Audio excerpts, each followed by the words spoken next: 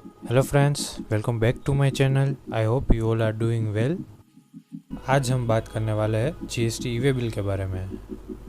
GST e way bill पहली बार introduce हुआ था 1 अप्रैल 2018 को, when GST e way bill should be issued, जिसमें अगर आप मूवमेंट ऑफ गुड यानी कि सेल्स और any other thing related to movement of goods आप 50,000 से ज़्यादा मूवमेंट ऑफ गुड्स करते हो तो आपको GST e way bill generate करना पड़ेगा।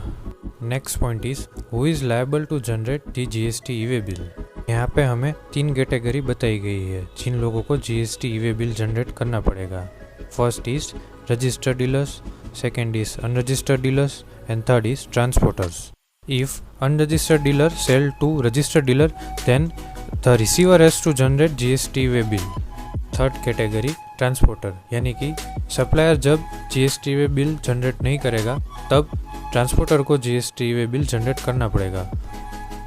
And the receiver will have to ensure all the compliances are met as if they were the supplier. There are some exceptional cases where e way bill is not required are when the mode of transport is non-motor vehicle, when transit cargo transported to or from Nepal or Bhutan. Also when goods being transported by rail where the consigner of a goods is the central government or state government or a local authority.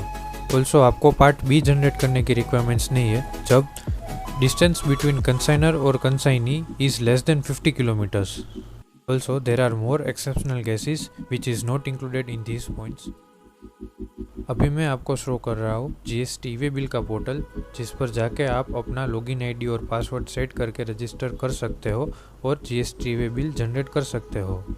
अगर आपको SMS के द्वारा GST way bill generate करना हो तो आप अपने register mobile से भी जीएसटी वे बिल जनरेट कर सकते हो। अभी हम बात करेंगे validity of GST e way bill.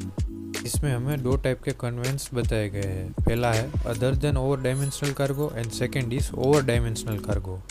बात करेंगे अदर देन डायमेंशनल कार्गो की। जब आप 200 किलोमीटर से कम का डिस्टेंस कवर कर रहे हो तो जीएसटी वे बिल की वैलिडिटी होगी 1 दिन, और अगर आप 200 किलोमीटर से ज़्यादा करते हो और पार्ट देर ऑफ यानी कि 200 किलोमीटर 400 किलोमीटर, उस पर जीएसटी वे बिल की वैलिडिटी होगी एडिशनल 1 डे, यानी कि पहले 200 किलोमीटर के लिए 1 डे, उसके बाद अगर 400 किलोमीटर हो रहा है तो उसका अनदर 1 डे यानी कि 2 दिन।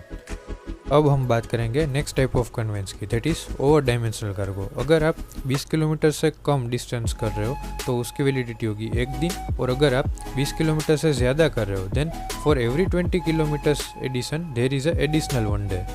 ऑल्सो आप अपने जीएसटी वे बिल की टाइम लिमिट भी एक्सटेंड कर सकते हो, और उसका एक्सटेंशन का टाइम है बिफोर 8 आवर्स और आफ्टर 8 आवर्स ऑफ एक्सपायरी। हमारा लास्ट पॉइंट है documents which are required to generate e way bill, which is invoice, bill of supply, चलन related to consignment of goods and transporter ID. Also हम GST way bill के बाकी के points next video में cover करेंगे। Thank you friends for watching my video. Please like, share and subscribe.